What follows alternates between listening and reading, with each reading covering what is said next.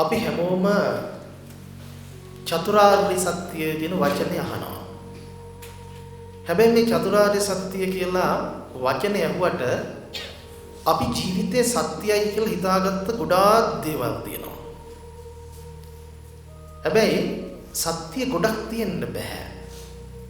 යථාර්ථවාදීත්වය නම් සත්‍ය එකයි තියෙන්න පුළුවන්. එතකොට අපි කෙනකෙනා ගත්තම මේක තමයි ඇත්ත කියලා කෙනකෙනා හිතාගෙන ඉන්න ටිකක් තියෙනවා ජීවිතේ. එතකොට ඒ කෙනකෙනාට හිතෙන හිතලුව සත්‍ය වෙන්නේ නැහැ. ඒ කෙනකෙනාට හිතෙන හිතලුව සත්‍ය නම් ඇත්ත නම් අපිට ඇත්තක් අවබෝධ කරගන්න උවමනා නැහැනේ. එහෙම ඕනේ නැහැනේ. අයි අපි ඇත්ත අවබෝධ කරගන්න ඕනේ. ඇත්ත දන්න නිසාද දන්නේ නැති නිසාද? අන්න හරි. එහෙනම් බුදුහාඳුර වචනයක් දේශනා කරනවා අපිට. අපි නිතරම පාවිච්චි කරන ඉදමේව සත්‍යම් මෝග මඤ්ඤම්. මොකද්ද මේ කියන්නේ?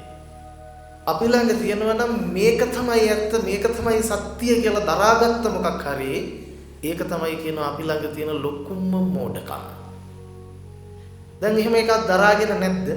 ඉන්නවා මේක තමයි ඇත්ත, මේක තමයි සත්‍ය කියලා අපි මොකක් හරි රාමුවක ඉන්නව දරාගෙන නේ.